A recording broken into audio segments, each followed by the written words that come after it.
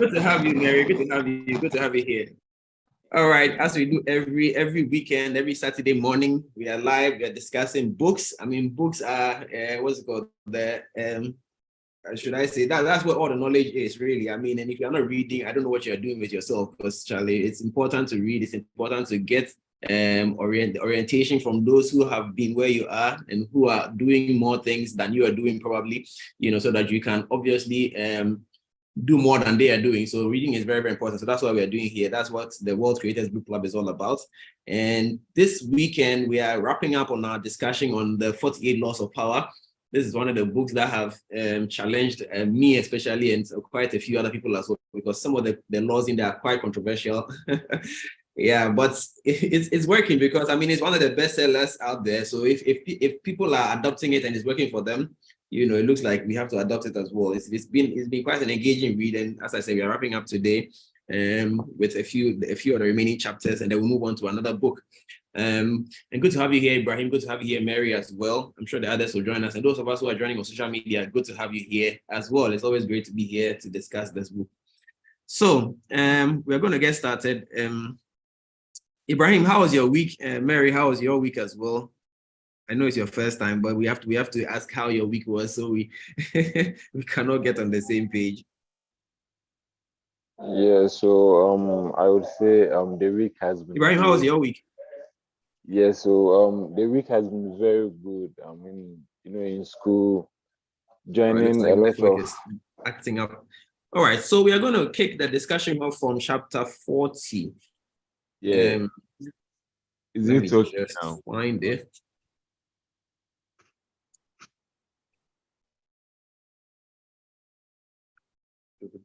Great. Despise the free lunch. This one, I don't know if we need to even discuss it any further. Despise the free lunch. Basically, it's saying in the judgment, it says what is offered for free is dangerous. It usually involves either a trick or a hidden obligation. What has worth is worth paying for. By paying your own way, you stay clear of gratitude, guilt, and deceit. It is also often wise to pay the full price. There's no cutting corners. With excellence, be lavish with your money and keep it circulating, for generosity is a sign and a magnet for power. Wow, this is deep. Irene, you're welcome. so let me hit you with it. Good morning, everybody. It says despise the free lunch. What do you think? So I guess that there's this saying, right, that there's no free money or things like that. So basically, when somebody is giving us something, we need to be, cautious about it, and then see, okay, so what are we truly going to pay back for this? So I think that it's important to realize that, yes, that may be a gift, but it's probably will come with something. And so, how he was saying that, he said that if we really want to be free, then it might be best to, just be generous with our own money and then not depend on other people giving us gifts, right? Because he said that people, like in the past or even in the present day, people still use money to control people, right? So it's important that it's important to realize that if we are accepting that gifts, then we may have to do some responsibility later on. And then he said that we should indeed be generous ourselves, right? If we truly do want to have power, then we should realize that money is a tool. And so we should be generous as possible and then, use it in gaining some, because he said that in the olden days, kings and queens, they used to use money as a weapon. So maybe for us, if we also want to gain power in some areas, we might have to see how we could leverage money in some way. And then it also reminds us about, being generous. But I think that this part is about strategic generosity or something like that. So maybe that's something that we also need to put in mind and then apply in different areas. How we can be generous but be strategic in order to get what you want. Yeah. So I guess that's what my perception of that chapter for me.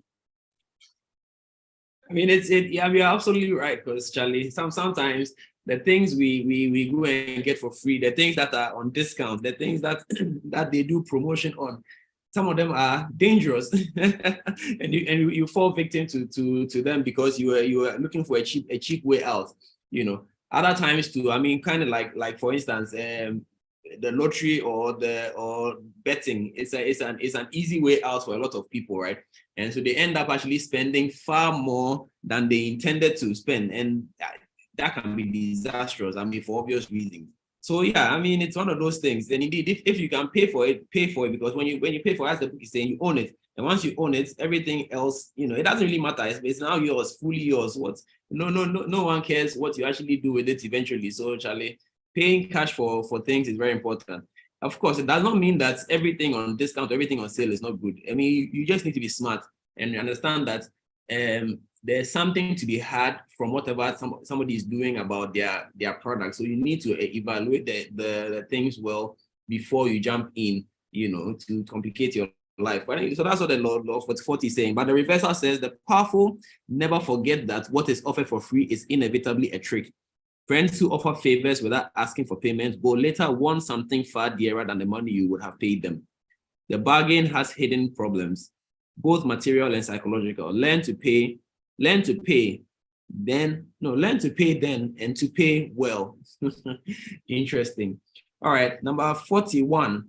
Avoid stepping into a great man's shoes. Now, this one is a tough one.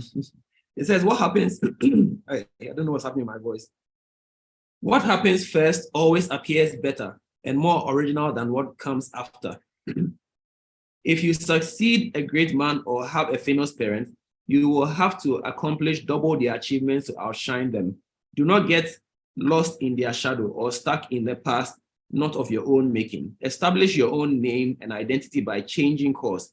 Slay the overbearing father, disparage his legacy, and gain power by shining in your own way. Another deep one. I don't know if anybody wants to have a go at this one. Yeah, hello, Mr. Kevin. Yeah, Ibrahim, go ahead. Yeah, okay, so my understanding about this is that, let's say last week you couldn't make it for the meetings. So someone have to step in and host the meeting.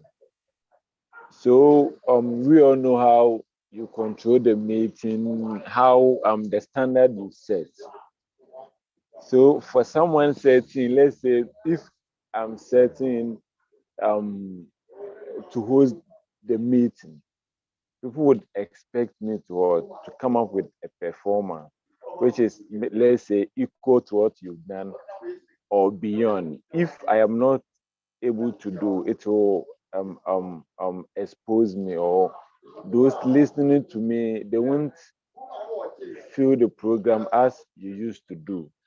So I believe it's talk about stepping in someone who have achieved something great. It's always difficult because people know the standard the person has already set there. So it makes things very difficult.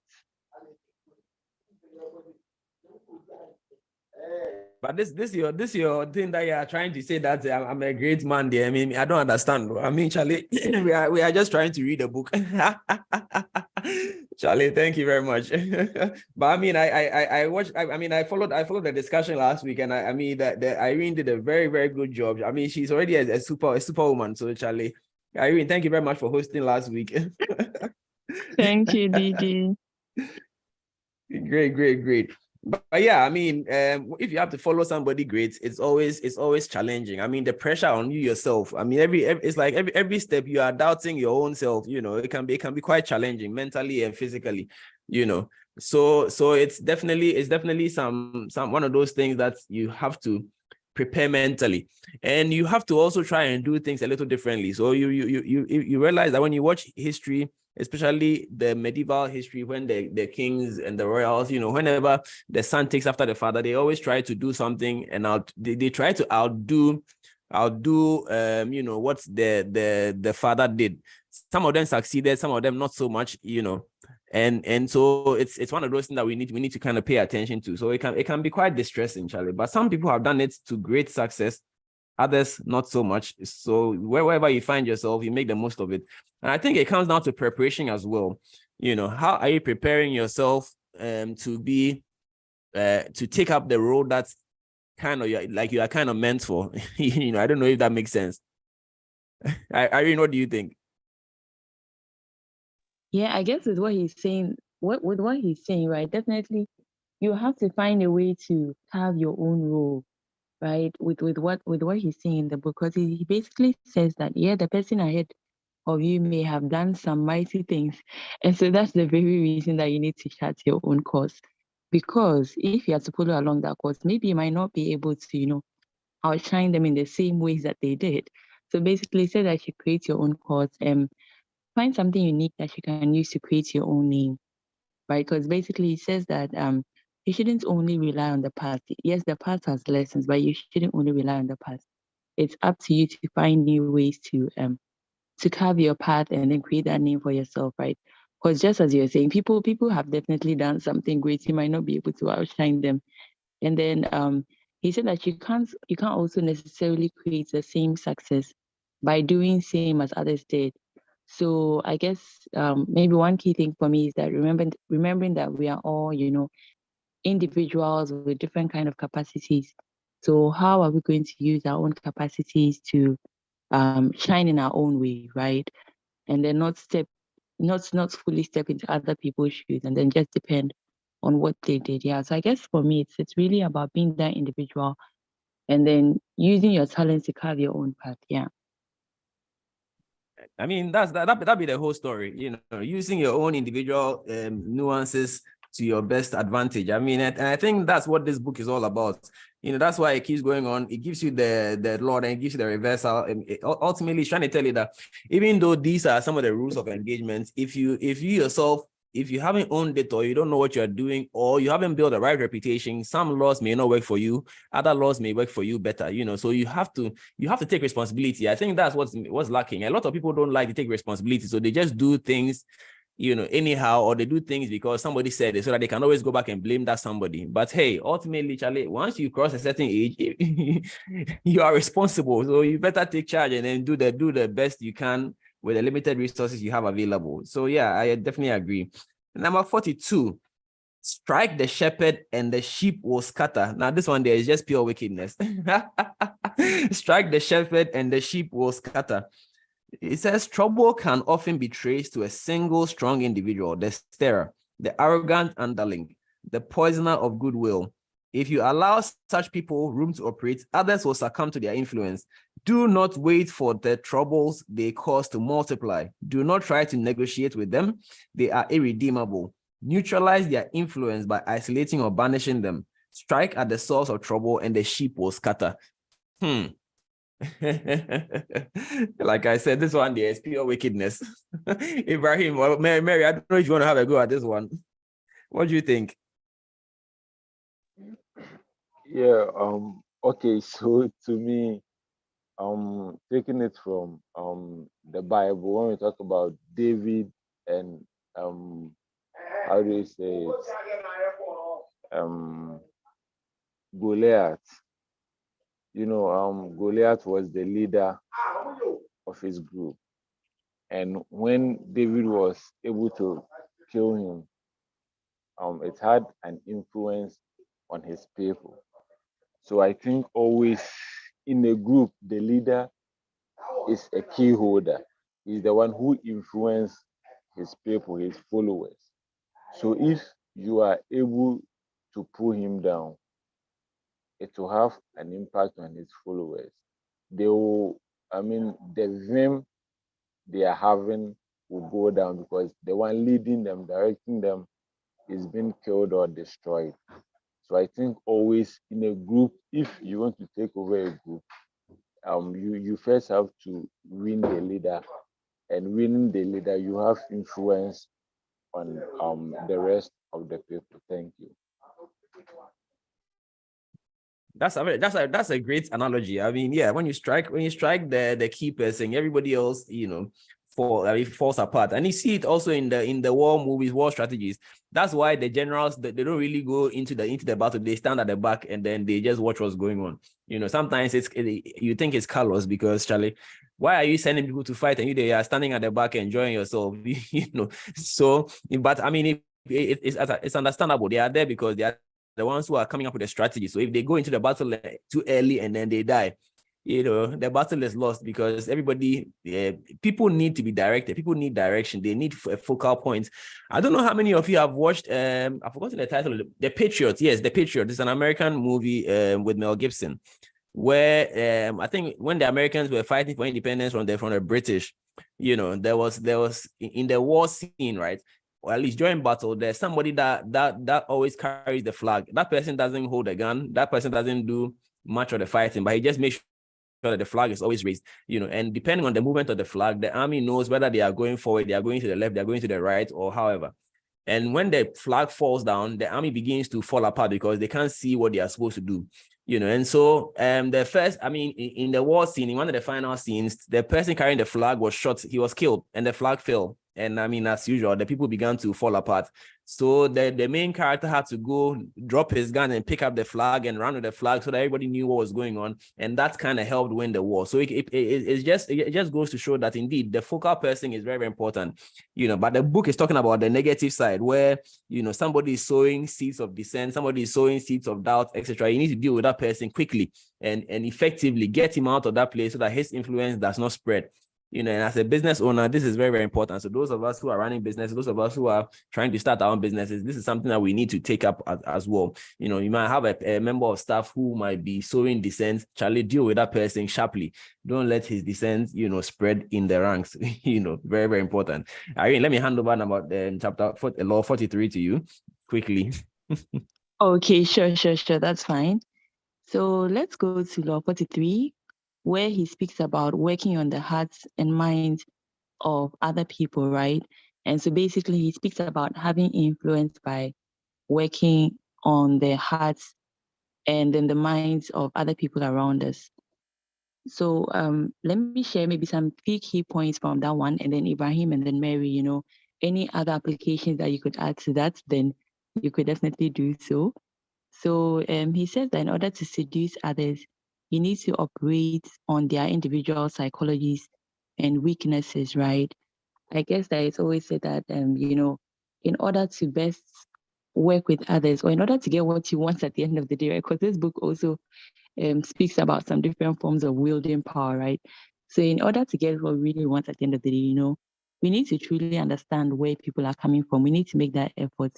We need to make that time to understand them.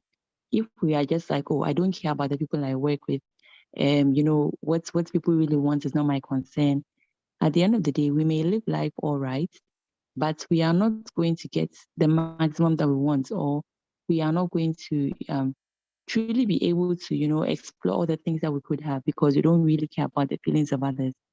So there's this particular example in this chapter where a particular queen, I think she was Queen of France or something like that. She just went about doing her own things all the time. She didn't care what other people thought. She didn't make the time to be generous. She didn't make the time to listen to other people's opinions, anything like that. She was solely about herself and what she wanted. And then eventually she ended up in a point where she was sent to prison, and none of her family members came to save her. Nobody even tried to come and then give her rescue because she had not cared about people her whole life. Right. So it's pretty clear that if we are going to succeed, it's also important to be mindful about what other people are, other people's interests are.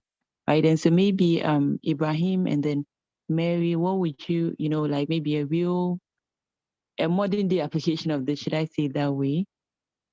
What do you think about this?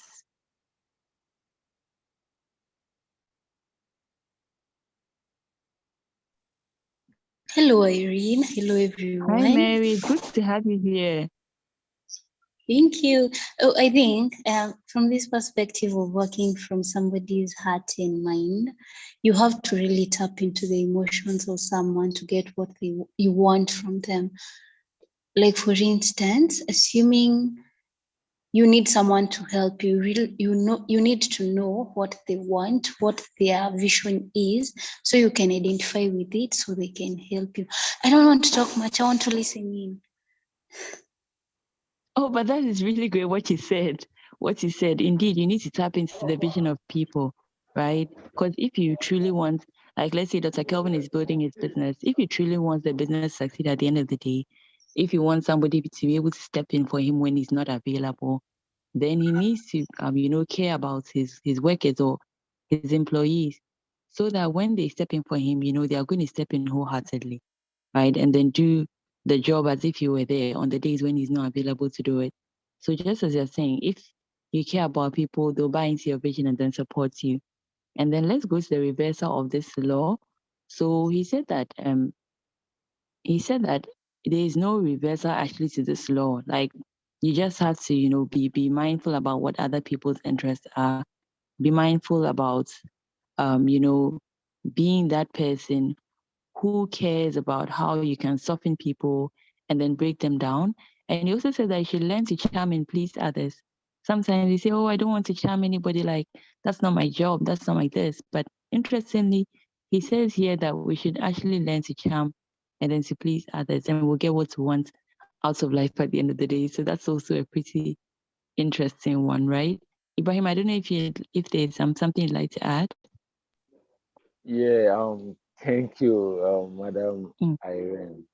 And also, by the way, I think this week we had LinkedIn, we had some few engagement over there. Thank you. Yeah, thank you. Yeah. And let me say, this law is very important to me because most at times we want people to give us their attention. And to be able to do that, we need to win them. And by win them, we have to know what they are very interested in. So one thing I just noticed is that mostly in school, we want the lecturers to like us always, to win favor, but we just go to their office and grade them. I'm just passing by to grade you. So I realized that's the wrong way.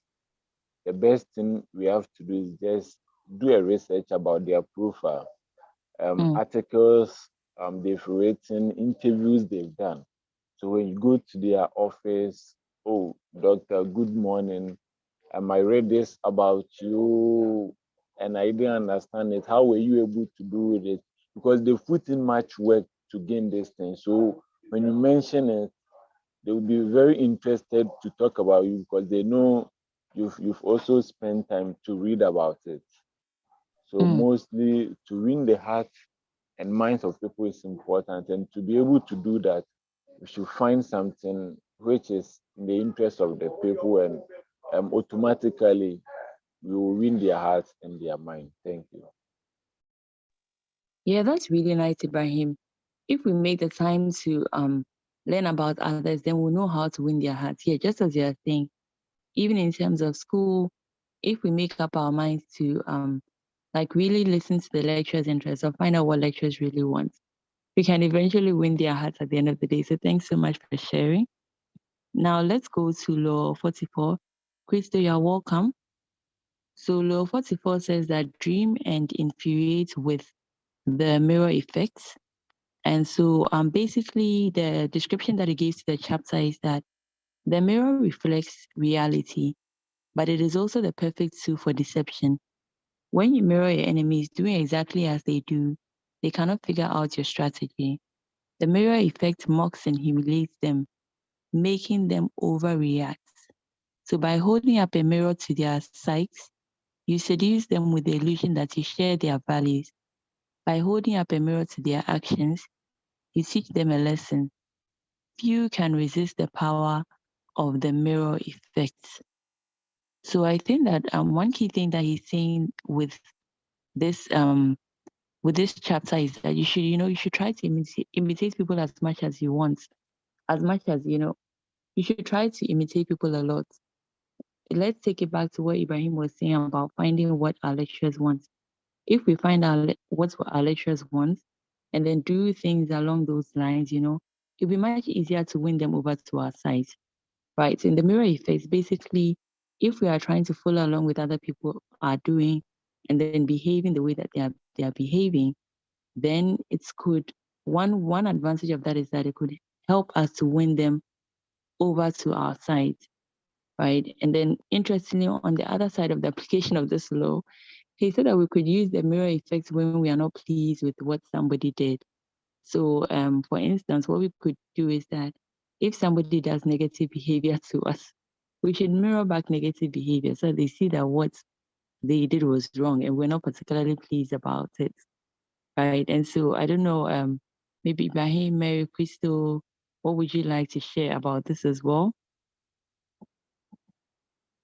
Well, me, I do agree, because remember, you know how when you are talking and doing gestures and somebody is doing the same gestures back, it can be very, very annoying, you know. So I think this is kind of saying that you should pay back people in their own coin. And that way, at least from where I'm sitting, that way they will get that, they will understand how painful it is when they are doing certain things to you, you know. And in the same regard, you also be able to pay them back for good when they actually do you good. So I mean, it goes both ways, you know. But the negative part is very important, because some people are really callous. Some people, like, I mean, everybody has that friend or those group of people who only call you when they need you to do something for them. It's like there are some people that when they send you a message, you can actually tell how the message, the conversation is going to go. Hey, Charlie, how are you doing? Once you see that message, you know that this guy needs something. And yes, 90% of the time, you are right. They'll eventually ask you for money. They'll ask you to do one thing for them or another thing, or they come to borrow something from you and they never return what they borrow, you know. So maybe those people, you need to pay them back in their own coin. Let them see that what they do, no, it's not nice. Because if you don't do it, they will keep doing it to you and other people, and they will keep getting away with it. So me, I agree completely. As to how it to be implemented there, that one I can't help you, but at least I know that I agree with the principle. Crystal, you're welcome. So what do you think? What do you think?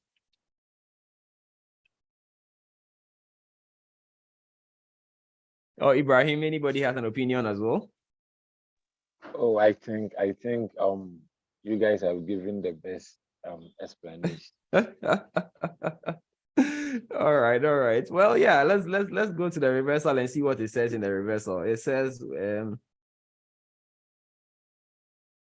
okay, so this one says that a warning: beware of mirrored situation. Mirrors contain great power, but also dangerous reefs, including the mirrored situation, a situation that seems to reflect or closely resemble a previous one, mostly in style and surface appearance. You can often back into such a situation without fully understanding it, while those around you understand it quite well. And this is like jumping to conclusion. I mean, you hear part of a conversation and then you just launch into an attack, and then it turns out that you totally misunderstood what you were saying. So before you use the mirror effect, make sure that you understand what you are trying to achieve.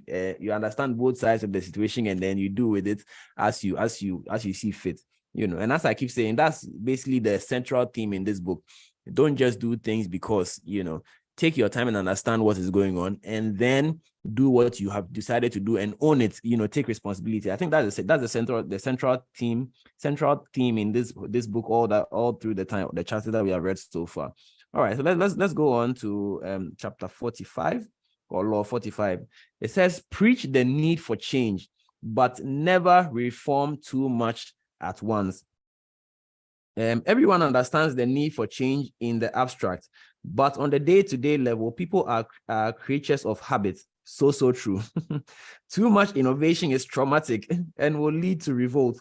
If you are new to a position of power or an outsider trying to build a power base, make a show of respecting the old way of doing things. If change is necessary, make it feel like a gentle improvement on the past. This one is actually a situation I'm going through currently, but we'll talk about that at some other time. You know, when you are the outsider coming in, you know, you have a lot of ideas. You know, you study the situation. You think that they do X, Y, Z. In fact, 1, 2, 3, 4, all the way up to 100, to make a huge impact. But how do you go about making those changes? That's very, very important, because unless you are turning away all the old guys and bringing in new people, the old guys have a way of doing things, and you literally have to take time and reorient them. And it's a very expensive venture. You know, reorientation, retraining is very, very expensive, very, very difficult. Like, it's costly in terms of time, costly in terms of money. I mean, time is money, so I mean, it goes without saying, you know, but it's necessary. You know, change is the only thing that is constant in life. You know, change every day. We human beings, we ourselves, our bodies are changing every single day. You know, but when it comes to the day-to-day activity, it's extra difficult, and you have to take your time to achieve what you are trying to achieve. You know, and this law really encompasses all of that. So when I actually read this one, it was very like it hits close to home, and I took a lot of notes from here, which I'm going to apply gradually. I don't know if anybody has been through that situation before. You know, it's kind of like starting a new role. especially if a new role in management, it can be quite tasking. You know, they have they call it the norming and storming and bonding, all those things. It's tough. You know, some people are downright annoying. Some people are like, you know, they maybe are hardship people. You know, they refuse to get out of their own way so that the progress can be made. It can be difficult, but it's definitely, you know, worth the effort. Once you recognize the potential, you know, you have to kind of suck it up initially, you know, and if you go back, I think the previous chapter literally talked about this, where you have to sort of warm up to other people, you know, let them see reason. You kind of have to negotiate some of them, especially if the position, the other party is in a higher position than you are. You have to really find ways and means of reaching out to all of them. Anybody has another perspective to this one?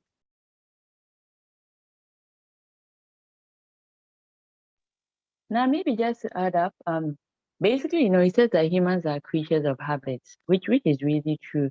So, you know, just as you are saying, if we go into a new management position or maybe we are put into a new team at work, right, that weren't working with previously, and then they are used to working with their own way, we sort of need to tread cautiously with what he's saying in the book, because if we go and we suddenly bring, oh no, this is me, like, yeah, we need to do it my way, like this is the innovative way to go, and they are not used to that way, it may end up backfiring at the end of the day. Because yeah, we all have the amazing ideas, you know. I guess this is a learning point for us all. We all have the amazing ideas, but if we don't take time and introduce them gently,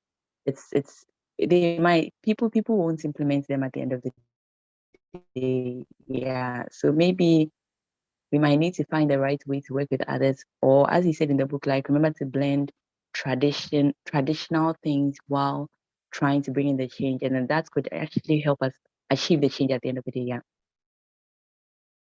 Exactly. All right. The reversal says the past is a corpse to be used as you see fit. If what happened in the recent past was painful and harsh, it is self-destructive to associate yourself with it. When Napoleon came to power, the French Revolution was fresh in everyone's mind. If the court that he established had borne any resemblance to the lavish court of Louis the 16th and Marie Antoinette, his courtiers would have spent all their time worrying about their own necks. Instead, Napoleon established a court remarkable for its sobriety and lack of ostentation. It was a court of a man who valued work and military virtue. This new reform seemed appropriate and reassuring. So in other words, you don't always have to avoid dramatic changes. Like in Ghana right now, we need some dramatic changes, Charlie. We are tired of the old ways. It's not working. This IMF back and forth is not the way to go. We need a dramatic approach to turn our economy around. So if the Ghanaian government decides to go the Napoleon route, Charlie, I'll be all for it. So yeah, in as much as it's not the best to change to do too much change too soon, sometimes depending on the situation you find yourself in, you don't have a choice. You have to do that. And so yeah, you should know when to apply the law in whichever format it finds itself in. All right, let's go to 46. Never, and this one is quite controversial. I mean, to me myself, never appear too perfect. I mean, how? Never appear too perfect. So the judgment says that appearing better than others is always dangerous, but most dangerous of all is to appear to have no fault or weakness. Envy creates silent enemies. It is smart to occasionally display defects and admit to harmless vices in order to deflect envy and appear more human and approachable.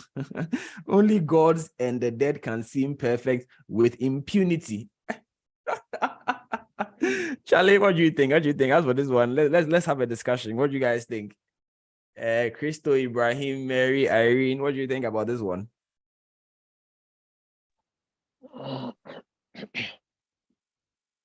Yeah, okay. So to me, I think appearing too perfect is like,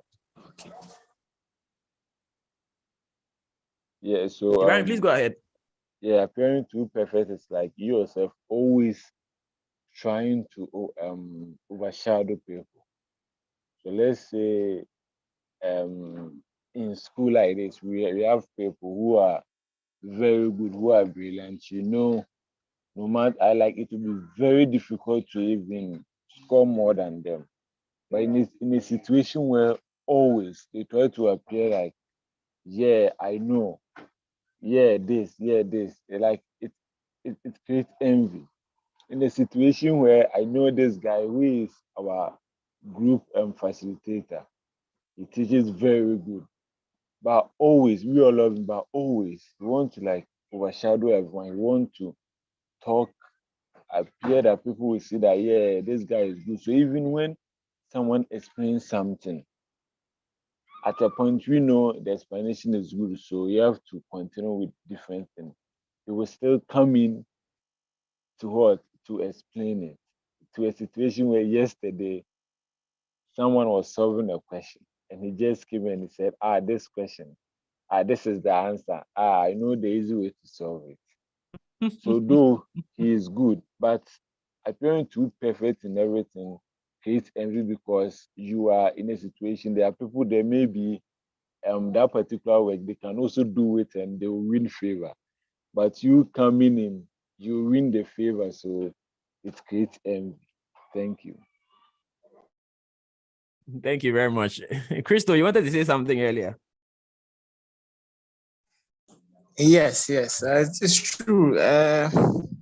If we are not perfect, because in even your attempt to be perfect, you make mistakes. So definitely we make mistakes. So what we must try to do is to at least minimize the mistakes to the utmost best. And one of the ways we can do that is by, if you have a team, whatever I want to do, we discuss with them. And then they bring ideas, you collect ideas, and then after you've collected the ideas, then you can put the best one into practice. That one can help to minimize the mistakes and then try to be perfect, at least at what you are doing.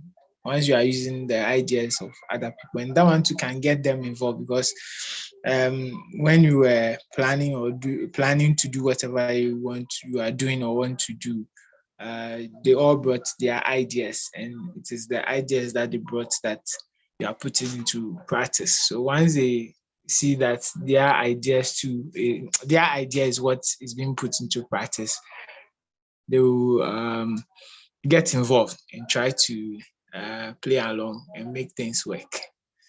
And then concerning the one, I think the law, one of the laws you just 45, that says that if you want to change something, like the change shouldn't be drastic, that you should do it gradually. It is very true.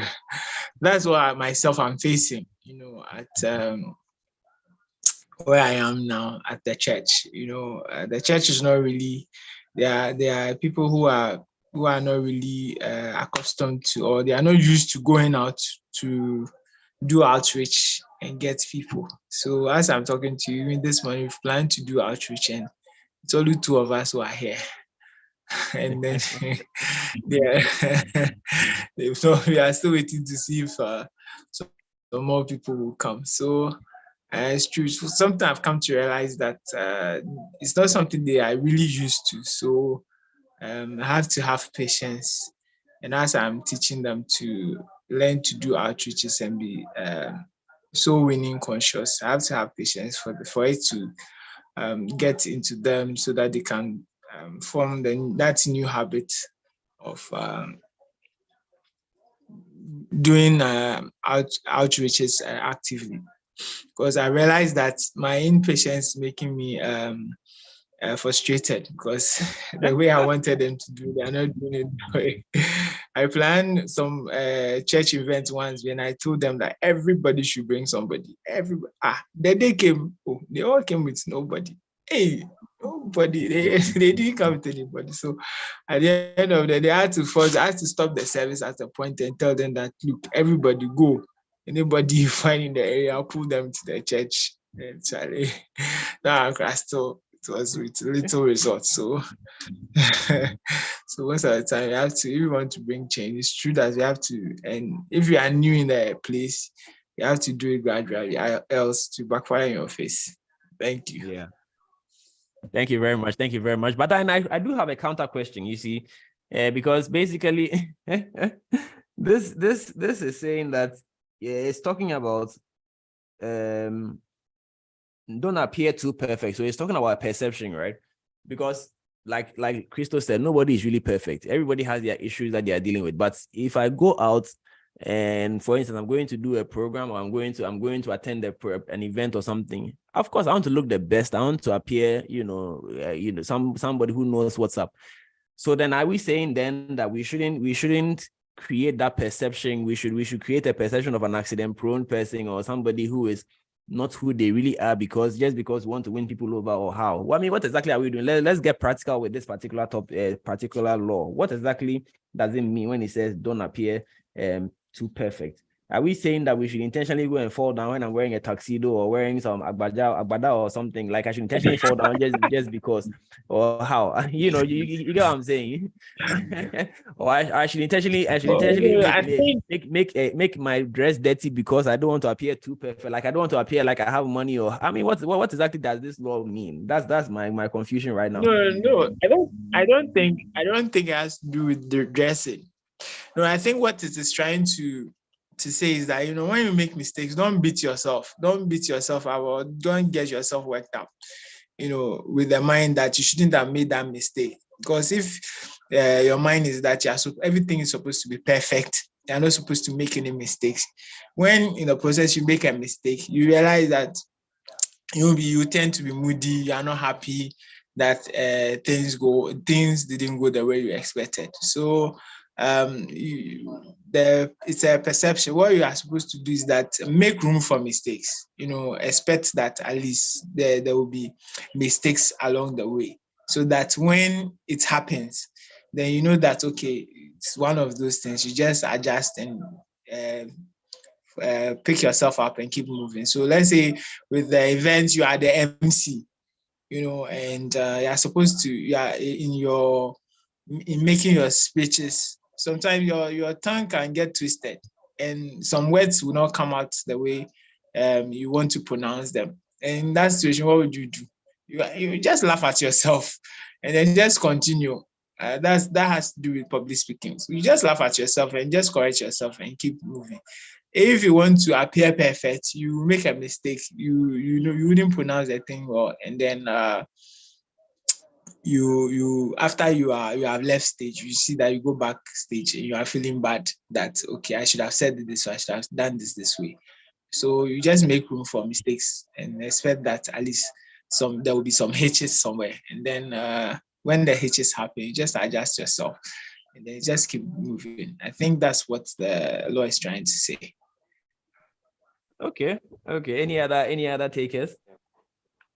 Yeah. So, Mr. Kevin, for my take is that, as for the example I used concerning when we're solving some question, so we all know the guy is good. So when he came, we're solving the question. So to me, everywhere you go, it's good to be perfect, to leave a remarks there that you are perfect, but you should know that not all the time that you can do that. You should look for a good time that even the little thing you do will leave a good remark. So if the guy just sat down for us to solve the question to a point that we're having difficulties, then we'll call him, Charlie. At this point, we can't solve it, so help us. If he's able to solve it, it will make him very perfect. Give him a maximum respect. But at a point where we just started the question and he came through that, this is the answer. He just mentioned the answer, and after he took the book to start solving it. So this will be like, yeah, you are gaga, you are trying to disregard the effort of others. Yeah, so that's my take. All right. Thank you very much. All right, let's go on. Let's wrap this up. Law 47. Do not go past the mark you aim for in victory. Learn when to stop. This one, dear me, I disagree with this one straight up. Let me read that. Maybe you understand. Me, I disagree with this one, this particular one. The moment of victory is often the moment of greatest peril. In the heat of victory, arrogance and overconfidence can push you past the goal you aim for. And by going too far, you make more enemies than you defeat. Do not allow success to go to your head. There is no substitute for strategy and careful planning. Set a goal, and when you reach it, stop. Charlie, yeah, I disagree with this one. What do you mean by saying when you reach the goal, then you stop? If the momentum is there and you reach the goal, keep going, right? Anyway, Irene, what do you think about this one? Yeah, I mean, when I first read that the heading for that chapter, I was like, hey, we should stop saying, are we not here to achieve all that we are supposed to achieve, like, and even more? So that's what I also thought. I was like, this is really some way, I guess that from the book, he took it in the, should I say, negative kind of sense. And there was this example where this guy went to war, and he had already captured a lot of things. So, like a lot of kingdoms and all that. So ordinarily, you'd have think that he'd have stopped and then, enjoyed his victory and enjoyed his successes. But he didn't stop there. He went to capture the queen's son. And then the son eventually killed himself because he had been captured by the enemy. Then the queen in turn turned around. She was like really so angry, and then she eventually came to kill the man at the end of the day. So yeah, in those times, that sense may apply. But then in today's present age, for me, they'll say that when we set the goals, we need to accomplish and go for more. So I think I agree with you, Dr. Kelvin, because yeah, if we set goals and stop, then how would we then move on to if we set goals to a mark and they say that this is okay? How would we then, move on for that particular set small goals to begin with, because like, oh, this is my level. But when we get to that level, we need to set higher goals, right? So I think I'm on the same page. Yeah, I mean, Charlie, me there, I disagree with that thing. I was like, you only set the goal and hit the goal. You leverage on the momentum and you move forward. Yeah, that's all. We are hitting more goals. Ibrahim, Crystal, Mary, what do you guys think? Oh, I think it explains. I think the point explains itself. We said we shouldn't let success get to our head. So it means that, when we achieve what we want to achieve, it shouldn't get to our head. It shouldn't make us proud and all that. You should just shelve it and then keep moving as if nothing has happened, and for set new targets to achieve. And so I believe that's what it's trying to say. Because if we just allow what we have achieved today, let's say we have achieved a target today, and then we allow that to enter our head, means that we are just going to be proud that, oh, yes, this is what I did. And then, so it means that I'm not going to do anything again. I've stopped there. But I think the point is trying to say that, it even says that we shouldn't let success get to our head. So once we achieve it,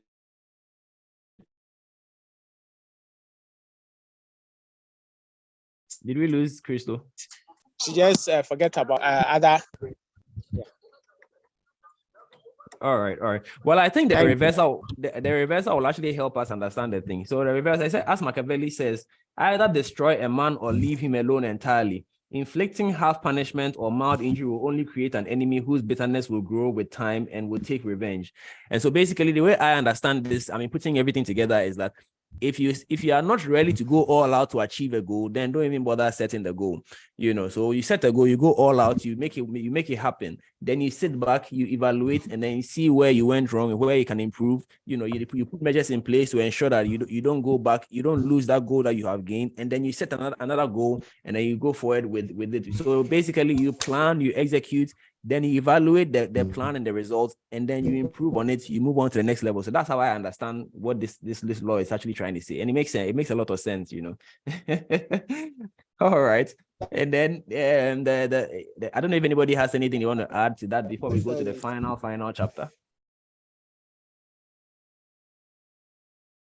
All right, let's move on to chapter 48. Wow, this one of the biggest books that we've read. Yes, it's one of the biggest books. So when I got to the final chapter, I was very, very excited. So chapter 48, it says, assume formlessness. Now, by taking a shape, by having a visible plan, you open yourself to attack. Instead of taking a form for your enemy to grasp, keep yourself adaptable and on the move. Accept the fact that nothing is certain and no law is fixed. The best way to protect yourself is to be as fluid and formless as water. Never bet on stability or lasting order. Everything changes. Everything changes. Indeed, everything will change. There was a time in the recent Ghana. There was a time when the cedi was dropping rapidly and people were rushing to go and convert their cedi to dollar because they felt that if they changed to dollar, it would be to serve their purpose better. Then we actually had a session on this very platform. We invited a financial expert to come in and he talked to us and he said that don't change your cedis to dollars if you don't need dollars. And that session was actually streamed live on Facebook, and the comments and the feedback, people were insulting. Oh, what do you mean we shouldn't change our money to dollars? The cedi is depreciating. So people ignored the advice and they were changing their cedis to dollars when they didn't need dollars. Then before they could say jack, the cedi started appreciating, and now come and see the rush. People were trying to change to dollar, change back to cedis, and it wasn't working, and people lost so much money, And so nothing is ever constant. You need to be able to read the times. That's why I agree with this last point about being formless. You need to learn, go with the times, see what is changing. Be adaptable. Don't just go with what everybody else is doing. Don't just do what is trending just for doing sake. You should do it from a position of understanding so that, and it comes back to taking responsibility. If you don't take responsibility for your action, you are always subject to the whims and caprices of those around you. And that can be a problem, you see. So as for this last law there, I totally, completely agree with it. Anybody wants a final take on the law as we wrap up?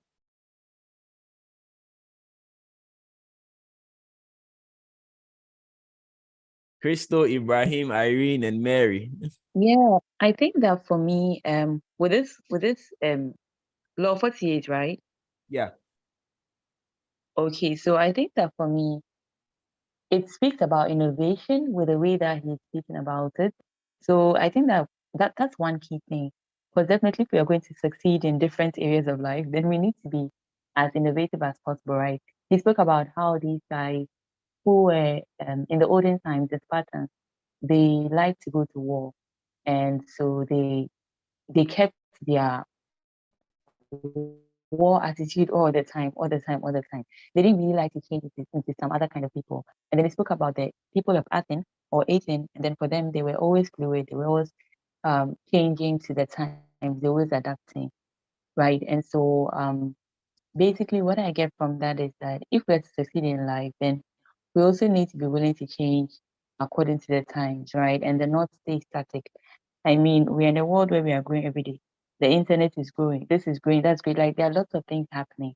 So basically, if we have just a fixed mindset and then say that this is who I am, like I'm not changing, right? Like I want to be this way all my life. We basically are not going to be able to make much inroads in life. But if we make up our minds that okay, so I'm flexible, I have a growth mindset, like Dr. Kelvin, like network marketing growth mindset, we've been teaching about this thing, like you guys have been teaching us. So if we have a growth mindset, then we'll eventually be able to succeed in life, right? So I guess for me, it's to remain flexible as possible, and then just to make sure that we are keeping up with the times, remaining creative, because that's the way that we'll be able to make the most out of life. Yeah. Thank you very much for sharing. Crystal, any last words? Ibrahim, any last words? Oh no. All right, thank you very much. Well, it has definitely been a great read, this book. Lots of information, lots of insight to be gleaned from it. And it ultimately comes down to the application of the knowledge because, knowledge is not power. Knowledge is potential power. So until you actually use that knowledge, it's useless. So as we have gathered the knowledge, we need to apply them to our daily activities so that we can actually get the benefits that are in the application. So don't ignore the saying that knowledge is power. It is only power when you actually apply it.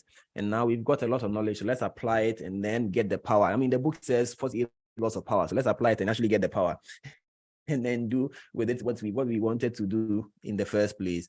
All right. So we do have a visitor. Mary is joining us for the first time. Mary, can you please tell us briefly a little bit about yourself? I mean, as a group, we are a group of different professionals. We come together every week. We just discuss a book that we have picked for the period, and then we talk about it and glean some knowledge from it, and we apply it to our daily lives. And today you joined us. So can you tell us about yourself and how you got here in the first place?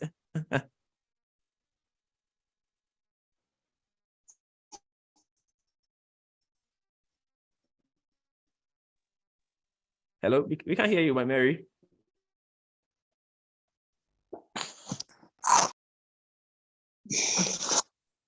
Okay, hello, my name is Mary. I'm from Kenya. I was invited here by Irene. She's my friend. We met in LinkedIn. Professionally, I'm an electrical engineer. I'm actually at work as we speak. Great. Good to have you. Good to have you here. Well, we do this every Saturday morning, and the book we just ended is The 48 Laws of Power, and we are currently moving on to our next book, which is The Power of Now.